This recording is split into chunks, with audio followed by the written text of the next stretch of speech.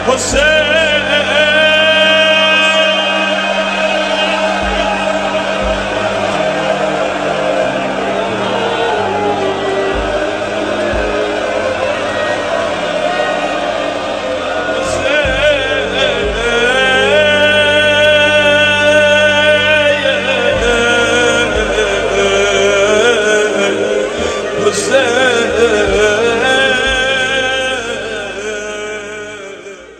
باللہ من الشیطان اللعین الرجیم بسم اللہ الرحمن الرحیم وبہ نستعین وہو خیر معین رب اشرح لی صدری ویسر لی امری واحلل عقدۃ من لسانی یفقہوا قولی.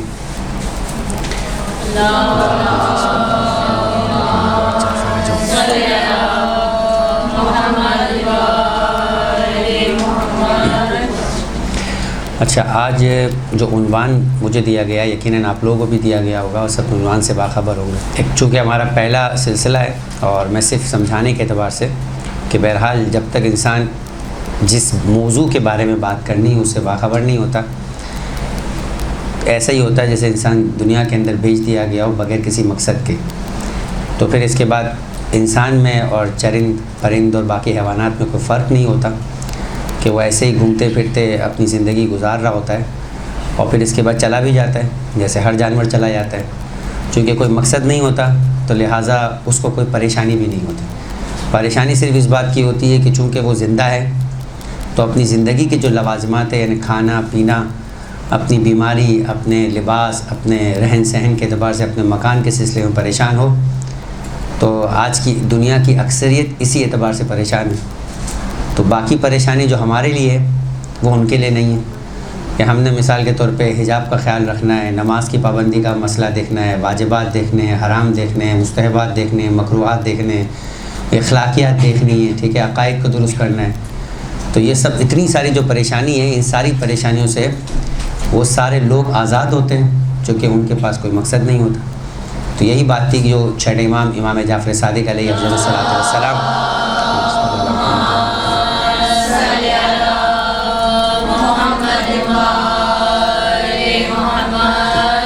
کے سامنے ایک دہریہ آ کے سوال کرتا ہے. دہریہ تو آپ واقف ہیں نا کس کو کہتے ہیں؟ جو کمیونسٹ لوگ ہوتے ہیں جن کا کوئی مذہب نہیں ہوتا.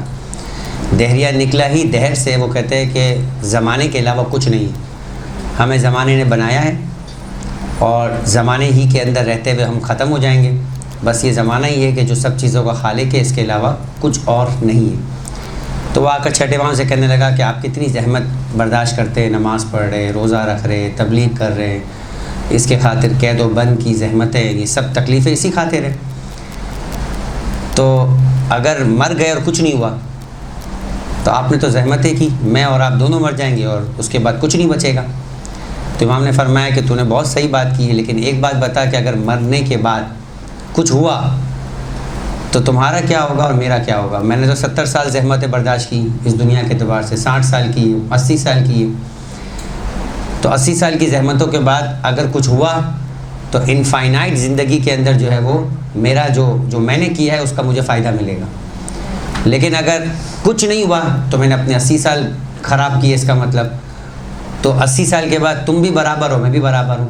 لیکن جہاں بھی احتمال خطر ہوتا ہے، ٹھیک ہے، جیسے آپ کو معلوم ہے کہ فرض کرے کہ اگر آپ کے پاس 2 راستے ہیں اور 2 میں سے ایک راستہ ایسا ہے کہ جس کے اندر ڈاؤٹ ہے، جس میں گولی چل رہی ہے، جس میں بم دھماکہ ہو سکتا ہے، جس میں خودکش بم دھماکہ ہو سکتا ہے، دوسرا راستہ بالکل صاف ہے، چاہے وہ پھر تھوڑا لمبا ہی صحیح. تو انسانی عقل کیا بولتی ہے؟ اس راستے کو لے جو چھوٹا ہو لیکن خطرناک ہو، یا اس راستے کو لے کہ جو چاہے طویل ہو لیکن صاف ستھرا ہو، بغیر کسی خوف اور خطر کے ہو. تو انسان جو کوئی بھی عاقل آدمی ہوتا ہے وہ کہتا ہے کہ میں طویل راستہ لینے کو ترجیح دوں گا، وہ میری نزدیک پرائرٹی ہوگی بنسبت اس کے کہ جو راستہ خوف اور خطرے کا احتمال رکھتا ہے. دیکھیں، خوف و خطرے کا احتمال ہے، یقینی نہیں ہے. یقینی کی بات تو پھر بات ہی ختم ہو جاتی ہے، وہاں تو فیصلہ بالکل واضح ہو جاتا ہے. لیکن جہاں احتمال بھی ہوتا ہے تو اس کو کہتے ہیں شریعت کے اندر، عقائد کے باب کے اندر بھی، کہ احتمال ضرر جو ہے وہ انسان کو اس بات کی طرف متوجہ کرتا ہے کہ انسان جو ہے وہ اس بات پر سوچے کہ آخر کوئی اس کا خالق ہے، کوئی اس کا مالک ہے اور اس کی کچھ ذمہ داری ہے.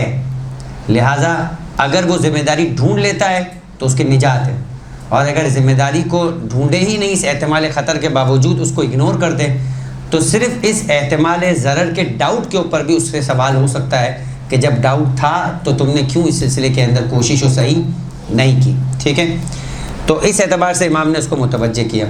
بہرحال یہ ایک خالی من جملہ بات نکلی کہ موضوع اور ہمارا عنوان جو ہے وہ آپ کے سامنے اگر واضح ہوگا تو آپ بھی ذہنی طور پہ کچھ تیار ہو کر آتے اور کچھ سوال بھی آپ کے ذہن میں ہوتے، اور پھر جب انسان کسی بات کو سنتا ہے تو ایک کیوریوسٹی کے ساتھ اور کچھ چیزیں اس کے ذہن میں موجود ہوتی ہیں، اس کے سوالات کے جوابات ڈھونڈنے کے لیے وہ لیکچر سنتا ہے، پھر نہیں ملتے تو سوال بھی کرتا ہے. لیکن اگر کچھ نہیں ہے، بالکل خالی ذہن ہے، تو پھر جو ہے وہ جو بھی اس کے ذہن پہ لکھ دیا جائے وہ اس کو قبول کر لیتا ہے، چونکہ وہ قبول کرنے کے لیے آیا ہے. اس وقت اس کی جو کیفیت ہے وہ انفعالی ہوتی ہے، وہ صرف اور صرف تاثیر قبول کرنے والی ہوتی ہے، پھر وہ رسپونڈ کے اندر کچھ پوچھنے والا نہیں ہوتا. مگر یہ کہ کوئی درمیان میں سوال آپ کے آ گیا، یا جس کو زبردستی سوال ہی پوچھنا ہے کہ اس کی سائیکی ایسی ہے کہ اس کو کچھ نہ کچھ پوچھنا ہے، بغیر پوچھے اس کو مثال کے طور پہ طبیعت اس کی جو ہے وہ بحال نہیں رہتی تو وہ تو پوچھے گا کچھ بھی، وہ بغیر مقصد کے بھی پوچھے گا. ٹھیک ہے، چونکہ اس نے بہرحال پوچھنا ہے. لیکن صحیح معنی کے اندر وہ آپ نے سنا ہوگا جب ہماری، چونکہ اب ایک طرح سے یہ مذہبی کلاس بھی ہو رہی ہے، اگرچہ کہ جو ٹاپک دیا گیا ہے وہ خالصتاً مذہبی نہیں ہے، اس کا تعلق جو ہے وہ غیر مذہبیات سے بھی ہے، لیکن چونکہ ہم مجالس کے اعتبار سے آپ ذاکرائیں بننے جاری ہے یا ذاکرہ بننے کا شوق ہے یا ذاکرہ بننے کے اعتبار سے جو ہے وہ ایک ذہن بنا ہوا ہے، تو وہاں پر یہ ٹاپک زیادہ کارآمد ہوگا. وہ یہ کہ انسان جو ہے، جو ٹاپک ہے ہمارا وہ یہ کہ مجالس میں تاریخی واقعات کا تجزیہ، تحلیل اور پیغامات. ٹھیک ہے، جو ٹاپک ہے وہ کیا ہے؟ مجالس میں واقعات کا تجزیہ و تحلیل اور پیغامات. اب یہ ٹاپک جو ہے اگر آپ اس میں سے مجالس نکال دیں، عام زندگی کے اندر بھی ہم یہ سوال کر سکتے ہیں یا سوال ہونا چاہیے ہمارے ذہن کے اندر کہ واقعات جو ہے اس کا تجزیہ و تحلیل کیسے کیا جاتا ہے اور اس کے پیغام تک کیسے پہنچا جاتا ہے. یہ ایک طریقہ کار ہے، یعنی آپ سمجھے کہ پریکٹیکل چیز ہے کہ اس کو کس طرح سے امپلیمنٹ کیا جائے. اور ایک مرتبہ یہ ہے کہ آپ خود اپنے اعتبار سے اگر سوچیں کہ کسی بھی واقعے کو جب آپ انسان سنتا ہے تو اس کو سننے کے بعد اس کے اندر دو سٹیجز جو ہے وہ تیار کریں. جب تک میں خود اپنی تیاری اس انداز سے نہیں کروں گا تو میں مجالس کے اندر بھی اس انداز سے بیان نہیں کروں گا. ٹھیک ہے، ہم اپنی، چونکہ میں نے اب ایک بات کہی تھی اس کے ساتھ میں اس ٹاپک کو لے کر آ رہا تھا کہ چونکہ یہ مذہبی ایک طرح سے جو ہے وہ پلیٹ فارم ہے، تو مذہبی پلیٹ فارم کے اعتبار سے میں آپ کو بتاتا ہوں کہ جو طلبگی ہوتی ہے جہاں پہ حوزے کے اندر جا کر طلاب پڑھتے ہیں اور پڑھتے ہیں اور پڑھتے ہیں. ٹھیک ہے، جیسے قائد اعظم کا کہنا تھا نا، کام کام اور کام. تو طالب علم کا بھی جو ہے وہ یہ کام کیا ہے کہ وہ پڑھتے ہیں، بولا پھر کیا کرتے ہیں؟ پھر پڑھتے ہیں، پھر کیا کرتے ہیں؟ پھر پڑھتے ہیں.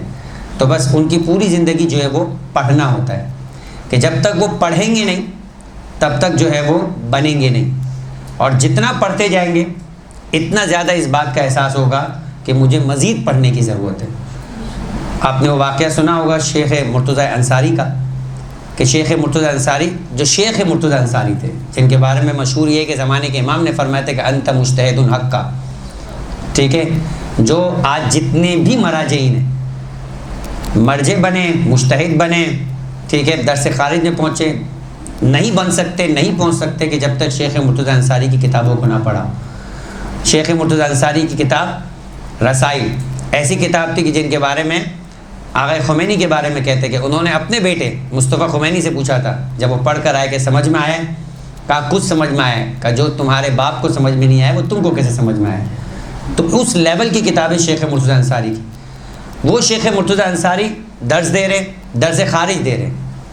ٹھیک ہے، ان کی کوئی اوائلی یا اسٹارٹنگ کی بات نہیں ہو رہی کہ کچھ کتابیں پڑھ لی اور فرض کرے کہ جیسے 8th 9th والا ہوتا ہے وہ کلاس 5th کو پڑھا رہا ہے. نہیں، یہ بات ہو رہی جو مرجع بن چکے ہیں درس دے رہے ہیں.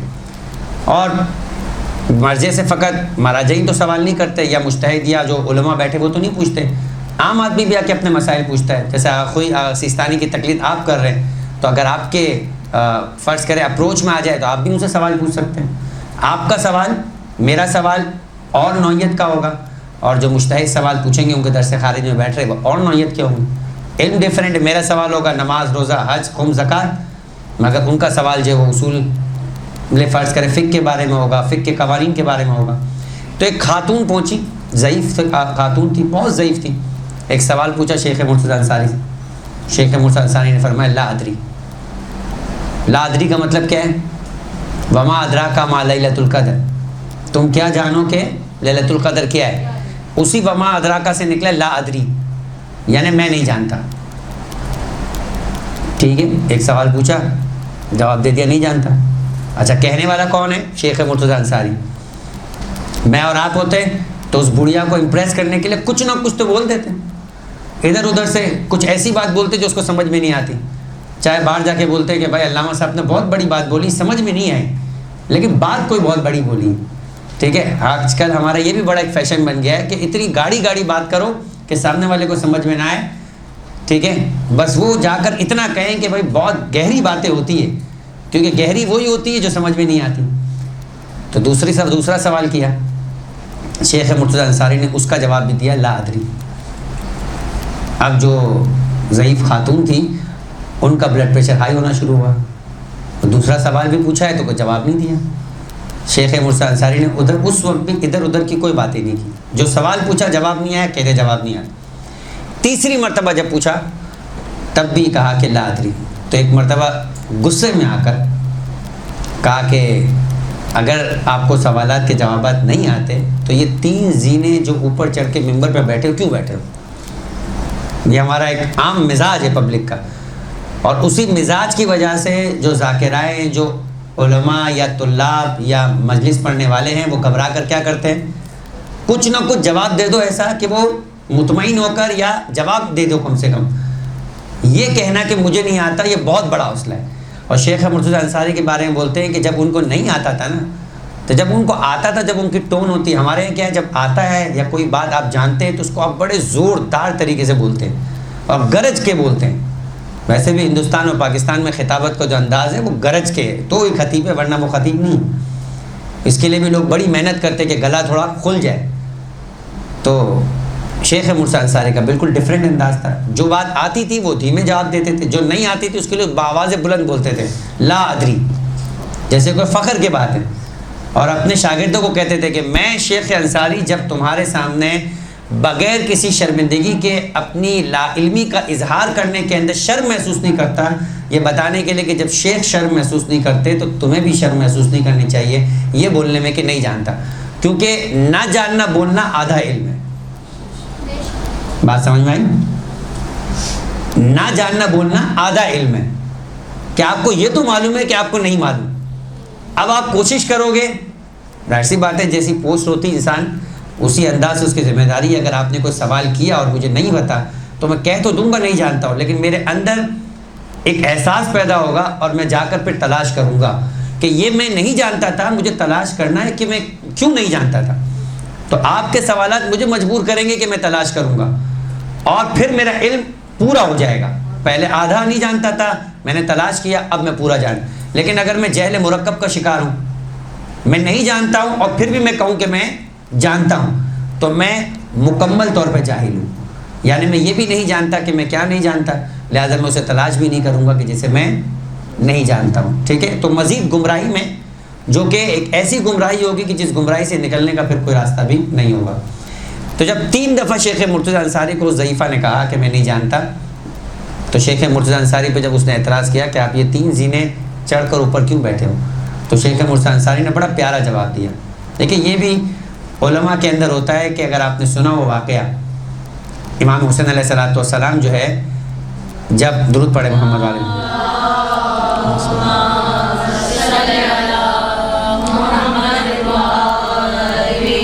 بڑا مشہور واقعہ امام حسین علیہ السلام کی سیرت کے کربلا سے ہٹ کر جو واقعات ہیں وہ بڑے محدود ملتے ہیں، کیونکہ ان کی زندگی کے اندر جو سب سے بڑا واقعہ سانحہ تھا وہ کربلا کا تھا.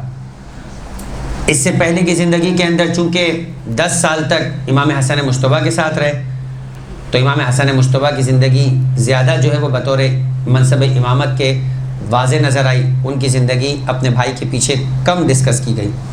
باقی اگلے جو 10 سال کی زندگی تھی وہ بھی حاکم شام کے دور کی تھی، جو کہ حاکم شام کے ساتھ بھائی نے صلح کی تھی، تو صلح کا لحاظ کرتے ہوئے امام نے بھی صلح کو باقی رکھا.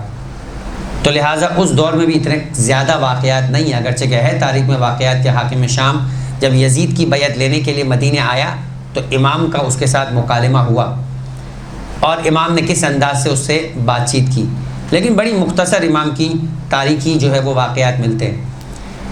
کچھ واقعات زیادہ جو ملتے ہیں وہ پیغمبر کے دور کے ملتے ہیں، جو پیغمبر کے دور کے اندر امام حسن اور امام حسین کے کچھ واقعات تو مشترک ہیں، اور کچھ واقعات کے اندر الگ سے امام حسین کے لیے جس کا بھی بیشتر حصہ کربلا سے ملتا ہوا ہے، کہ کیسے ولادت ہوئی، کیسے فطرس آیا، کیسے پیغمبر اکرم نے اپنے سینے پہ رکھ کر امام حسین کو رکھ کر گریہ کیا، وہ سارے واقعات۔ لیکن یہ جو واقعہ بڑا عجیب ہے کہ ایک بدو آتا ہے اور آ کر کہتا ہے کہ میں نے یہ سنا ہے، آپ کے نانا کا یہ فرمان ہے کہ جب بھی سوال کرنا ہو نا کسی سخی سے سوال کرو، کیونکہ سخی ایسا ہوتا ہے کہ جب انسان کو عطا بھی کرتا ہے نا تو اس کے عطا کرنے کا انداز بھی ایسا ہوتا ہے کہ جسے دے رہا ہے اس کے چہرے کی شرمندگی سے بھی بچا دیا کرتا ہے، یعنی وہ صرف دیتا نہیں ہے، لینے والے کے اندر ایک فطری طور کے اوپر ایک خجالت ہوتی ہے، ایک شرمندگی ہوتی ہے۔ اگر وہ باظرف انسان ہے، جوان مرد ہے، تو وہ اتنی آسانی سے اپنا ہاتھ نہیں پھیلاتا، اور اگر کبھی ہاتھ پھیلانا پڑ جائے تو اس کے چہرے پہ عجیب قسم کی شرمندگی ہوتی ہے۔ سخی وہ ہوتا ہے کہ جو اس شرمندگی کا بھی احساس کرتا ہے، وہ اسے اس طرح سے دیتا ہے کہ اس کی شرمندگی مزید بڑھے نہیں۔ تو یہ آپ کے نانا کا فرمان ہے۔ تو امام نے فرمایا میرے نانا کا ایک اور فرمان بھی ہے، میرے نانا نے فرمایا کہ المعروف بقدر المعرفہ، اور یہ بڑا مشہور جملہ ہے امام کا، نیکی کرو لوگوں سے ان کی معرفت کی قدر کے مطابق۔ ہر بندے سے برابر کی نیکی نہیں ہونی چاہیے، جو جاہل ہے اس سے ایک لیول تک نیکی ہونی چاہیے، لیکن جو اس سے زیادہ عالم ہے، اس سے زیادہ صاحب رتبہ ہے، اس سے زیادہ مثال کے طور پہ جو ہے وہ اسٹیٹس والا ہے، زیادہ مثال کے طور پر معاشرے کے اندر عزت دار ہے، تو اس سے اس کے لیول کی نیکی ہونی چاہیے۔ یہ خود مثال کے طور پہ کیا ہے، ایک معاشرے کے اندر اگر آپ علم بڑھانا چاہتے ہیں، معاشرے کے اندر اگر فرض کریں کہ آپ باعزت لوگوں کے اندر اضافہ کرنا چاہتے ہیں، تو آپ اگر نیکی کے رتبے میں کسی عالم کے ساتھ، کسی استاد کے ساتھ اس طرح سے رویہ نہیں ہوگا کہ جس طریقے سے آپ کے اپنے دوستوں کے ساتھ یا عام لوگوں کے ساتھ ہونا چاہیے۔ اگر استاد آ جائے محفل میں تو اس کا احترام ایک الگ انداز سے ہوگا، ایک عام مومن آ جائے الگ اعتراض سے ہوگا۔ جس طرح اگر باپ آ جائے تو اس کا احترام الگ ہوگا۔ امیر کائنات کا واقعہ ہے کہ ایک باپ اور بیٹا دونوں مہمان بنے تھے، تو مہمان کی عزت ائمہ اپنے اوپر لازم سمجھتے تھے۔ ہماری طرح نہیں کہ مہمان نظر آئے تو پہلے سے بچے سے کہتے ہیں کہ گھر پہ نہیں ہے یا بابا سو رہے، نہیں بھی ہے تو تھوڑی دیر کے لیے آنکھ بند کر لیں گے، ٹھیک ہے، نہیں۔ مہمان کی عزت، مہمان جو ہے وہ ایک طرح سے رحمت خدا ہے، اور عجیب روایت ہے مہمان کی قدر و قیمت کے اعتبار سے۔ تو جب آیا تو امیر کائنات نے اپنے بیٹے کو کہا کہ تم اس کے ہاتھ دھلاؤ، اور خود باپ کے ہاتھ دھلائے، اور فرمایا کہ اگر تو اکیلا آتا تو میں تیرے ہاتھ دھلاتا، یعنی میں علی ہو کر بھی میزبان ہو کر تمہاری مہمانی کا قضا کرتا، مگر اب چونکہ تم اپنے باپ کے ساتھ آئے ہو تو فرق رکھنا ضروری ہے، باپ اور بیٹا ایک انداز سے ٹریٹ نہیں کیے جائیں گے۔ اسی طرح سے اگر آپ چاہتے ہیں کہ معاشرے کے اندر عزت دار افراد اور علماء اور علم کی قدر ہو، تو پھر جو علم والا ہے اسے الگ انداز سے عطا کرنا چاہیے۔ یہ پیغمبر اکرم کی حدیث تھی، فرمایا المعروف بقدر المعرفہ۔ اب جب امام نے یہ کہا تو امام نے کہا دیکھو پھر اب میں تم سے سوالات کروں گا۔ وہ شخص آیا تھا، کہنے لگا کہ کسی شخص نے قتل کر دی ہے 1000 دینار، جو کسی مقتول کا دیت ہوا کرتی۔ دیت تو آپ کو معلوم ہوگی، اگر کسی کو نقصان پہنچ جائے جانی طور پر تو شریعت نے اس میں سٹیجز رکھے، سرخ ہو جائے تو اتنی دیت ہے، سوج جائے تو اتنی دیت ہے، نیل و کالا پڑ جائے تو اتنی دیت ہے، کھال پھٹ جائے تو اتنی دیت ہے، چہرے کی الگ دیت ہے، باقی جسم کی الگ دیت ہے۔ تو ایک شخص کا قتل ہو گیا، خطان قتل ہوا تھا، دیت دینی تھی، یہ شخص ضامن بنا کہ میں جو ہے وہ اس کی دیت ادا کروں گا، پیسے تو تھے نہیں، لہٰذا وہ مدینے آیا کہ کسی سے سوال کریں اور رقم کا بندوبست کر کے دیت ادا کریں۔ امام کے پاس آیا، امام نے کہا دوں گا، لیکن المعروف بقدر المعرفہ، میں تجھ سے سوال کروں گا 3 سوالات، ایک کا جواب دیا 1/3، 2 کے جواب دیے 2/3، اور اگر پورے جواب دے دیے تو پورا تم کو تمہاری ضرورت اور نیڈ کو پورا کروں گا۔ اب بات تھی 1000 دینار، یعنی آج کے اعتبار سے 1 دینار 10 درہم، تو 1000 ملٹیپلائی بائی 10 یعنی 10,000 درہموں کی بات ہو رہی تھی. بہت بڑی بات ہوتی ہے اس دور کے اعتبار سے. لیکن امام بھی دینے کو تیار تھے کہ اگر تم نے سوال کا جواب دیا. اب وہ دیہاتی بھی کہنے لگا فرزند رسول سوال آپ کے ہو، جواب مجھ جیسا جاہل دے تو یہ کیسے ممکن ہے، لیکن جتنا آتا ہوگا اتنا آپ کو جواب دوں گا. پیسہ نہ ملے گا، کم سے کم آپ کی جانب سے حکمت اور علم عطا ہو جائے گا. تو دیکھیں یہ تھا واقعاً جو باظرف آدمی تھا. لہٰذا امام نے پہلا سوال کیا کہ یہ بتاؤ کہ ایک آدمی کے لیے سب سے زیادہ اچھی چیز کیا ہے؟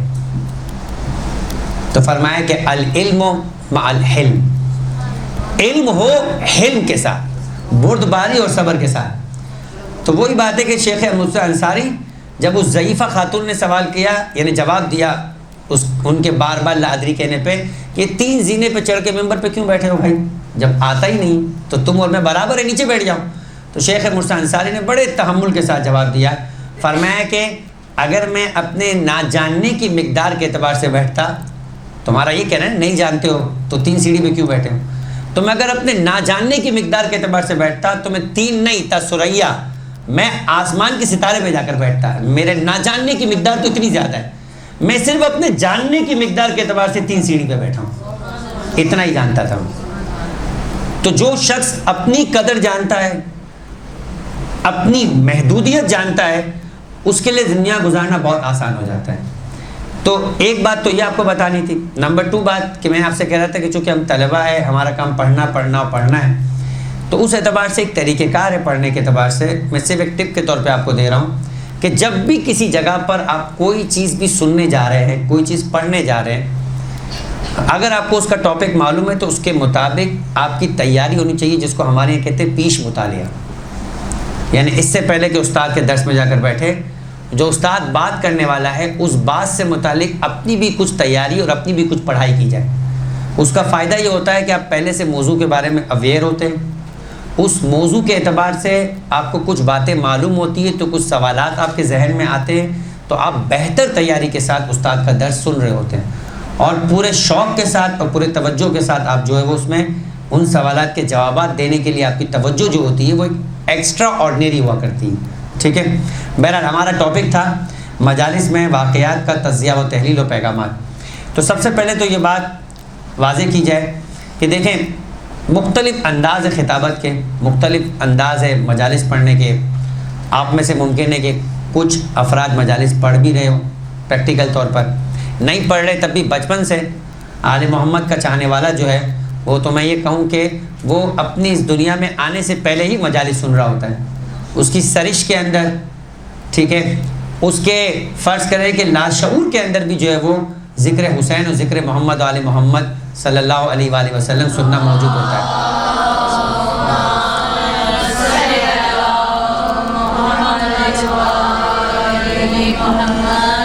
تو مختلف قسم کی مجالس کو سنا ہوگا آپ نے، مختلف قسم کے مجالس پڑھنے والوں کو آپ نے جو ہے وہ نوٹ کیا ہوگا.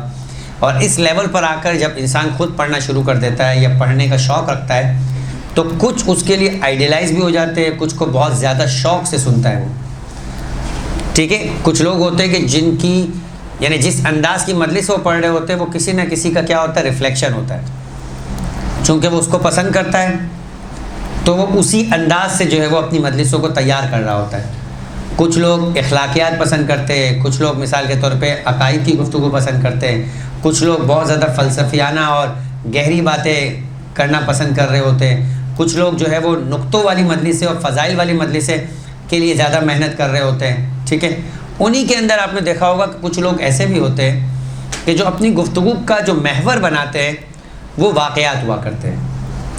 یہ گفتگو کرنے کے لیے سامعین کے اعتبار سے، خاص طور پہ آج کی جو ماڈرن ٹیکنالوجی ہے، سائیکالوجی کے اعتبار سے بھی، چائلڈ سائیکالوجی کے اعتبار سے بھی، ماڈرن ایجوکیشن کے اعتبار سے بھی، سٹوری ٹیلنگ ایک باقاعدہ ٹاپک ڈسکس کیا جاتا ہے کہ جب آپ بچوں سے بات کریں، جب آپ کسی کی تربیت کے لیے بات کر رہے ہو تو آپ انہیں کہانیاں سنائیں. ٹھیک ہے. کہانیاں کیا کرتی ہیں، سامنے والے جو سامع اور جو سننے والا ہوتا ہے اس کے ذہن کے اندر تخیلات جو ہے، اس کی جو تھنکنگ پروسیس ہے اس کو کریٹیوٹی کے طور کے اوپر کریٹیو بناتی ہے. اب اس کے ساتھ ساتھ وہ بھی اپنے ذہن کے اندر اس کہانی کو کیا سوچ رہا ہوتا ہے, یعنی آپ کہانی سنا رہے, وہ کہانی میں داخل ہو جاتا ہے, وہ اپنے آپ کو بھی اس کہانی کا ایک فرد محسوس کرتا ہے. ٹھیک ہے, اچھا میں نہیں کہہ رہا کہ آپ ڈرامہ دیکھیں, میں نہیں کہہ رہا آپ جا کے ناول, شاید ہی کوئی ایسا ہوگا جس نے کوئی نہ کوئی ڈرامہ نہیں دیکھا ہوگا, کوئی نہ کوئی ناول نہیں پڑھا ہوگا. ناول کی کہانی ایک فکشن ہے زیادہ تر, یہ نہیں کہہ رہا کہ ہر ناول. ڈرامہ بھی زیادہ تر فکشن ہوتا ہے, گلیمرائز ہوتا ہے, ایک چیزیں کریٹ کی جاتی ہے, عام زندگی سے قریب ہوتی ہے تبھی آپ کو اپنائیت لگ رہی, لیکن اس وقت وہ کیریکٹر زندہ نہیں ہوتا, لیکن آپ کا اس کیریکٹر کے ساتھ ایک ہمدردی پیدا ہو جاتی ہے. اور بعض اوقات آپ کو رونا بھی آ رہا ہوتا ہے, بعض اوقات آپ کو ہنسنا بھی آ رہا ہوتا ہے, بعض اوقات تجسس ہوتا ہے کہ اس کہانی کا اینڈ ایسا ہونا چاہیے. یہ سب چیز کیوں ہو رہی ہے؟ چونکہ آپ اس کہانی کے اندر خود داخل ہو جاتے ہیں, اس کہانی کے اثر پذیری جو ہے وہ اپنی ذات کے اوپر لینا شروع کر دیتے ہیں. تو یہ ایک اسٹوری ٹیلنگ کے اندر سمجھے کہ انسانی سائیکی کے اعتبار سے ایسی جاذبیت اور ایسی اٹریکشن ہے کہ جب بھی کہیں واقعہ سنایا جائے گا, پرانے زمانے میں قصہ گو افراد ہوتے تھے, پورا دن تھک کر آتے تھے, رات کو کچہری لگتی تھی, وہ قصہ گو خاص ایکسپرٹ افراد ہوتے تھے. ٹھیک ہے, یہ الف لیلا کی پوری کہانی ہے, یہ پوری قصہ ہے کہ کس طریقے سے جو ہے وہ الف لیلا یعنی 1000 راتوں کی داستانیں ہیں, کہ کس طریقے سے جو ہے وہ, یا ابن بطوطہ کا سفر نامہ ہے, یا مختلف علی بابا 40 چور ہے, یہ ساری کہانیاں اس میں باقاعدہ مورل اسٹوریز بھی ہے. کہ اگر آپ بچوں کے اعتبار سے ماؤں کو کہا جاتا ہے کہ رات کے وقت جب بچے سوئیں تو انہیں واقعات اور کہانیاں سنائی جائے, تو وہ واقعات اور کہانیاں جو سننے والے بچے ہیں وہ ایکسٹرا آرڈنری ذہین بچے پیدا ہوتے ہیں, کیونکہ وہ ان کہانیوں کے ذریعے سے ایڈاپٹ کرتے ہیں, اور اس کہانی کے کردار میں اچھے کردار کو اگر آپ نے ہائی لائٹ کیا ہو تو اپنے آپ کو اچھے کرداروں کے ساتھ لیتے ہیں. بچہ ہے سپر مین بنوں گا, وہ ہے ہی نہیں کوئی چیز دنیا میں سپر مین, لیکن اس نے اپنے دماغ میں بنا لیا چونکہ آپ نے اتنی کہانیاں سنائی یا اتنے کارٹون دکھائے کہ وہ سپر مین بنے گا. تو ہائی ٹیک قسم کے افراد جو ہے وہ بن جایا کرتے وہ افراد کہ اگر آپ نے اس کی. اسی طرح سے عربوں کے اندر بھی طریقہ کار تھا, اور ہم سنتے بھی, کربلا کے مقتل کے اندر بھی ہم نے یہ اکثر و بیشتر سنا ہے کہ جب رات کا 3 حصے امام حسین علیہ السلام کے حوالے سے بیان کیا جاتا ہے, ایک حصہ اصحاب کے ساتھ گزارا, ایک حصہ عبادت کا گزارا, ایک حصہ خیام کے ارد گرد امام نے جو ہے وہ خود جا کر ان کے حالات اور ان کا جو ہے وہ وہاں فرض کرے کہ چہل قدمی کر کے کہ کس طرف سے کوئی کمی تو نہیں ہے, کہیں سے دشمن حملہ تو نہیں کرے گا. اور وہاں ایک واقعہ ملتا ہے باقاعدہ کہ امام جب جا رہے تھے تو امام کے پیچھے پیچھے ایک صحابی چلنا شروع ہو جاتا ہے. معلوم ہے کسی کو اس کا نام؟ ہلال ابن نافع. اور پھر کیسے ہلال ابن نافع کے قدموں کی چاپ کو امام سن لیتے ہیں, پھر ہلال کو اپنے پاس بلاتے ہیں, ہلال کو کہتے ہیں کہ تم جوان ہو, تمہاری زندگی ابھی جو ہے وہ باقی ہے, تم نے میرا بڑا ساتھ دیا, مگر اس وقت اندھیرے سے فائدہ اٹھاؤ اور یہاں سے چلے جاؤ, کسی کو نہیں خبر ہوگی. تو مقتل کے مطابق ہلال ایک مرتبہ کانپنے لگا اور کہنے لگا فرزند رسول مجھ سے کوئی خطا ہو گئی کہ میں آپ کے قدموں پر اپنی جان نہیں نچھاور کر سکتا, شاید میں اس قابل نہیں ہوں. امام نے فرمایا کہ ایسی بات نہیں, اور پھر اس کو اپنے گلے لگایا. پھر یہی ہلال جب واپس آیا اور شہزادی زینب کے ساتھ جب امام حسین علیہ السلام کا مکالمہ ہوا کہ آپ نے ان ساتھیوں کا امتحان لے لیا, کہیں ایسا تو نہیں کہ جس طرح سے یہ نانا رسول خدا کو میدان میں تنہا چھوڑ کے چلے جاتے تھے, جس طرح سے انہوں نے بابا کو تنہا کر دیا, جس طرح سے بھائی کو تنہا چھوڑ دیا کہ صلح کرنا پڑی, کل آپ کو بھی چھوڑ کے چلے جائے. کیونکہ سب سے زیادہ خطرناک ترین اور سب سے زیادہ تنہائی کا اگر کوئی وقت ہو سکتا تھا جب کوئی چھوڑ کے جانے کا بہانہ رکھتا تھا تو آپ کا ساتھ دینا ہے, کیونکہ یہاں تو یقینی موت ہے. تو وہی ہلال تھے جنہوں نے جا کے حبیب تک یہ پیغام پہنچایا, اور پھر تلواریں لے کر اصحاب نے اپنی گردنوں پر رکھ کر یہ احساس دلایا کہ اگر آپ ابھی حکم دیں تو ہم ابھی اپنی گردنوں کو جدا کر دینے کو تیار. تو خلاصہ یہ کہ امام حسین علیہ السلام جب جا رہے تھے تو اسی وقت کے واقعات میں یہ بھی بیان کرتے علماء ذاکرین کہ کسی خیمے میں ایک بی بی بیٹھی اور وہ جناب زینب اپنے دونوں بچے اون و محمد کو کیا کر رہی ہیں, کبھی جناب حیدر کرار کے یعنی اپنے بابا کی شجاعت کے واقعات سنا رہی, کبھی اپنے نانا یعنی جناب جعفر طیار کے جو ہے وہ واقعات سنا رہی. تو یہ کیا ہے واقعات کا سنانا؟ واقعات کا سنا کے بتانا ہے کہ جس طرح تمہارے دادا اتنے بڑے شجاع تھے, تمہیں بھی اپنے دادا کو آئیڈیلائز کرنا ہے, تمہیں بھی اپنے نانا کو آئیڈیلائز کرنا ہے اور جعفر طیار کے پوتے ہو تو جعفر طیار کی کہانیاں تمہارے ذہن میں ہونی چاہیے، ٹھیک ہے؟ اسی طریقے سے حیدر کرار کے واقعات ہونے چاہیے۔ رجس پڑھتے تھے، ہر رجس کے اندر کیا ہے؟ یہ بتانا کہ میں کون ہوں، میرا خاندان کون ہے، میرا تعلق کس قبیلے کے ساتھ ہے۔ تو خلاصہ یہ کہ واقعات کے اندر انسان کیا کرتا ہے، جو کیریکٹرز ہوتے ہیں ان کیریکٹرز کے اندر میں سے جو ہائی لائٹڈ کیریکٹرز ہوتے ہیں ان کے ساتھ اپنے آپ کو ایسوسیٹ کرتا ہے۔ لہٰذا بچہ ہے، جب آپ سے سوال کرتے ہیں، اگر پوری زندگی آپ نے اس کو پائلٹ اور ڈاکٹر کی باتیں بتائی ہے تو کیا بنو گے؟ اس کو کچھ نہیں پتا ہوتا کہ ڈاکٹر بننے کے اندر کتنی زحمتیں برداشت کرنی، وہ تو بعد میں پتہ چلتا ہے کہا غلطی ہو گئی، میں نے خالی بچپن سے بول دیا کہ میں ڈاکٹر بنوں گا، ٹھیک ہے؟ تو لیکن یہ جو بعد میں بات کہہ رہا ہے، چونکہ آپ نے اس کے اندر یہ آئیڈیل، یہ کیریکٹر جو ہے وہ اس کو زیادہ دکھایا ہے۔ تو مجالس کے اندر بھی جب آپ واقعات سناتے ہیں، مجالس کے اندر بھی آپ جب جو ہے وہ انہیں اسلامک سٹوریز وغیرہ بتاتے ہیں تو بہت زیادہ جو آپ کا سامع ہے وہ آپ کے ساتھ اٹیچمنٹ میں رہتا ہے، اور نہ فقط اٹیچمنٹ میں رہتا ہے بلکہ اس مورل چیز کو آپ کا اس تک پہنچانا بڑا آسان ہو جاتا ہے، اور بہت آسانی کے ساتھ آپ اس کو جو ہے وہ اس زمانے میں لے جاتے ہیں، اس زمانے میں لے جا کے پیغام دیتے کہ دیکھو جیسے یہ سلمان فارسی تھے، جیسے یہ ابو ذر غفاری تھے، جیسے مثال کے طور کے اوپر یہ دیگر کیریکٹر ہے کہ ہمارے یاسر تھے، ہمیں بھی اسی طرح سے قربانی دینی۔ مالک اشتر کا کیریکٹر بڑا مشہور واقعہ ہے، مالک اشتر کا، کہ مالک اشتر جو قبیلہ نخعی کے سردار تھے، امیر کائنات جن کے بارے میں عجیب جملہ کہتے ہیں کہ مالک تم میرے لیے ویسے ہو جیسے میں اللہ کے رسول کے لیے تھا۔ یہ کچھ چھوٹا جملہ نہیں ہے مالک کے لیے، اور مالک کی شہادت کے اوپر جملہ کہا تھا عرب کی عورتیں بانجھ ہو گئی ہیں کہ اب مالک جیسا کوئی پیدا کر سکے۔ تو اتنا بڑا مالک اشتر، اور کتنا بڑا اطاعت گزار تھا علی کا، کہ صفین کے موقع پر گویا مالک کی تلوار چلتی اور حاکم شام کا کام ختم ہو جاتا، مگر علی نے کہا کہ اگر تم نے وہاں تلوار چلائی تو یہاں لوگ علی کو شہید کر دیں گے۔ تو مالک نے پھر تاریخ کے اندر شاید مالک کا نام لکھایا تھا کہ مالک وہ ہے کہ جس نے اتنے بڑے پہلوان کو یا اتنے بڑے فتنے کو ختم کر دیا، مگر تاریخ میں اپنے نام کو گمنام کر دیا، لیکن مولا کائنات کے حکم کی لاج رکھی اور پیچھے پلٹ کے آ گئے۔ جبکہ یہی مالک تھے، ایک وقت کے اندر جملہ کہا تھا، حسرت تھی مالک کی، چونکہ میں نے کہا نا کہ ہر بندہ اپنے آپ کو آئیڈیلائز کرتا ہے، مالک کا جو آئیڈیل تھا وہ علی ابن ابی طالب تھے، تو لہٰذا کہا کہ لیلۃ الحریر کی رات میں، جو سخت ترین رات تھی جنگ صفین کی، جس میں امیر کائنات نے ایک رات میں 1000 مقتولین یعنی 1000 افراد کو قتل کیا، مالک آ کر کیا کہتے ہیں کہ مولا آج میں آپ سے فقط 1 نمبر پیچھے رہ گیا، میں نے 999 مارے، آپ نے 1000 مارے، تو پیچھے تو رہا میں چونکہ میں مالک ہوں، لیکن 1 نمبر یعنی میں اتنا قریب آ گیا آپ کے۔ فرمایا لیکن مالک تمہارے اور میرے مارنے میں ایک فرق ہے، تمہاری تلوار کے سامنے جو آیا وہ مارا گیا، مگر جب میری تلوار کے سامنے کوئی آیا تو میں نے اس کی نسلوں میں دیکھا کہ اگر کوئی مومن پیدا ہونے والا تھا تو اسے قتل نہیں کیا، تو تمہارے 999 میرے 999 کے برابر نہیں آ سکتے، میرے 1 کے برابر بھی نہیں آ سکتے۔ تو مالک مالک ہے، یعنی معصوم معصوم ہوتے ہیں، غیر معصوم ہوتے ہیں، چاہے غیر معصوم کسی مقام پر بھی پہنچ جائے وہ معصوم کی قدموں کی خاک کے برابر بھی نہیں ہو سکتا۔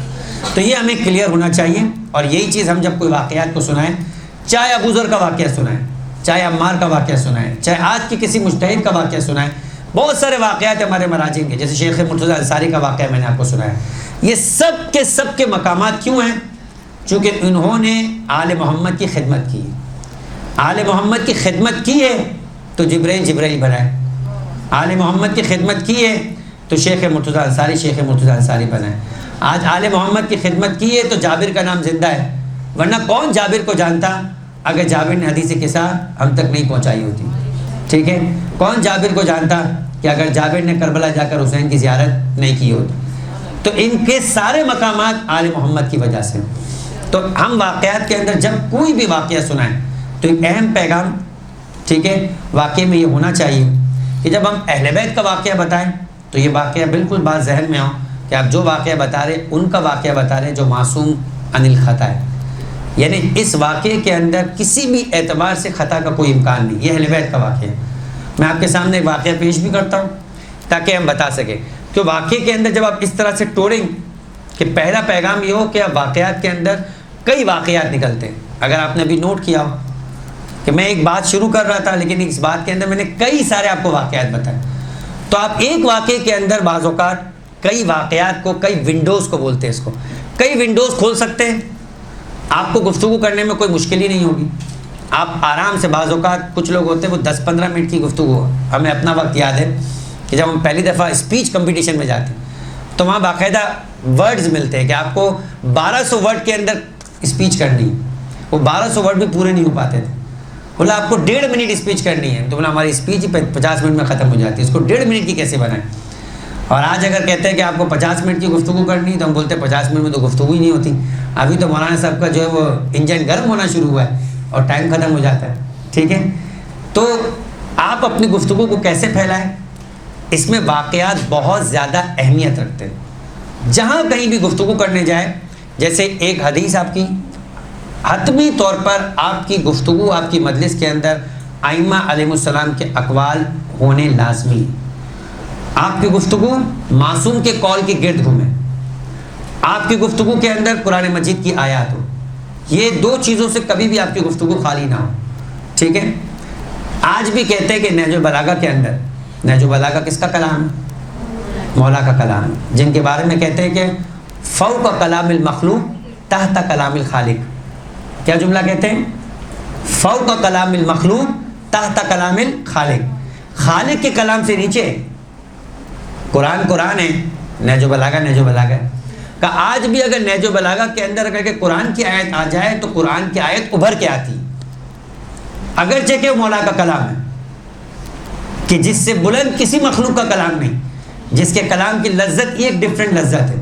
لیکن اگر اس میں آیت آ جائے تو آیت اپنی جگہ کے اوپر ہائی لائٹ اور چمک کے آتی ہے. ٹھیک ہے, تو لہٰذا جو ہے وہ ہم اگر فرض کریں کہ نہج البلاغہ ہے, قرآن مجید کی آیات ہے, اپنی مجلس کے اندر اس کے بغیر تو کوئی مجلس پڑھنی ہی نہیں چاہیے. آپ کے ذہن میں ہو کہ ہمیشہ معصوم کا کلام اور ہمیشہ پروردگار عالم کے کلام. اس کے بعد اگر آپ کسی واقعے کے ساتھ اپنا تعلق قائم کرتے اور واقعات کو اپنی گفتگو میں لے کے آتے ہیں تو بات سمجھانا بھی آسان ہو جاتی, بات کو پھیلانا بھی آسان ہو جایا کرتا ہے, اور دلچسپی قائم کرنا بھی آسان ہو جاتی.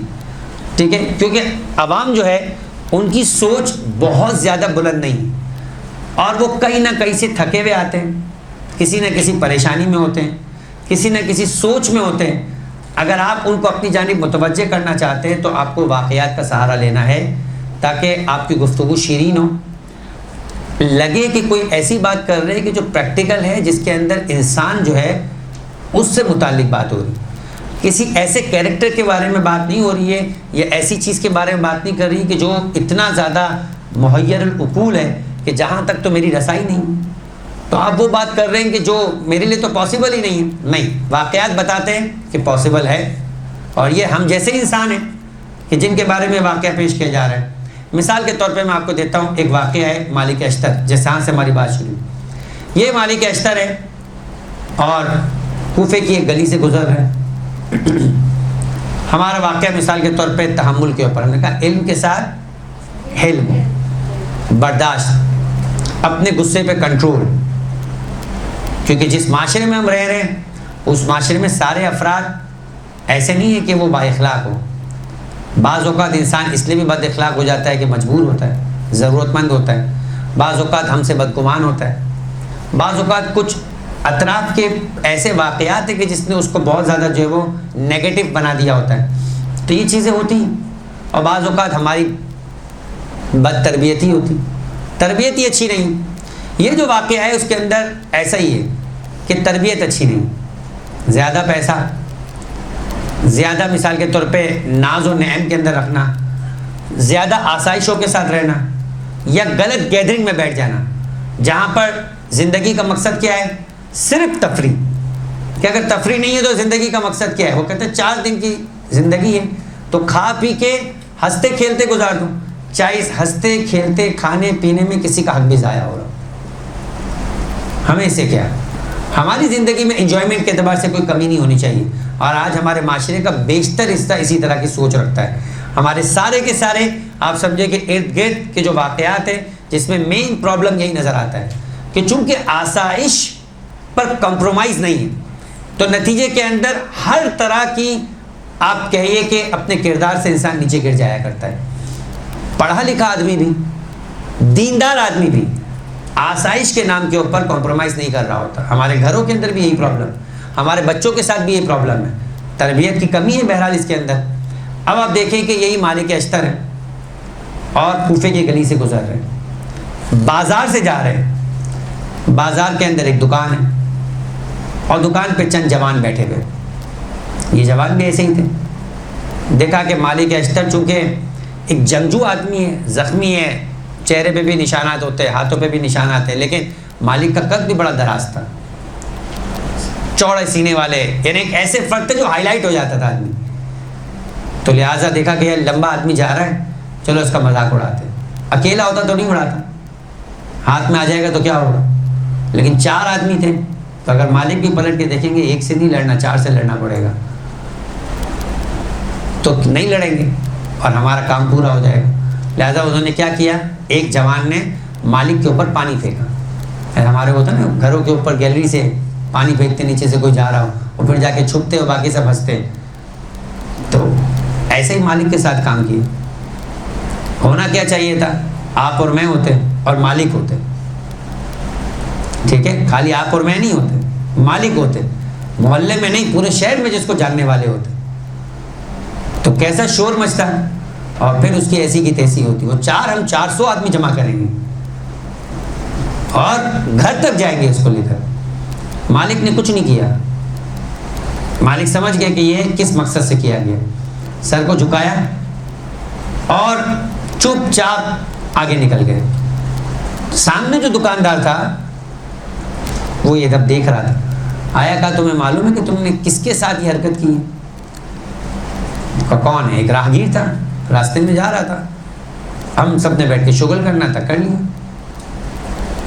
کہا یہ کوئی اور نہیں ہے، وقت کے خلیفہ علی ابن ابی طالب علیہ السلام کے لشکر کا کمانڈر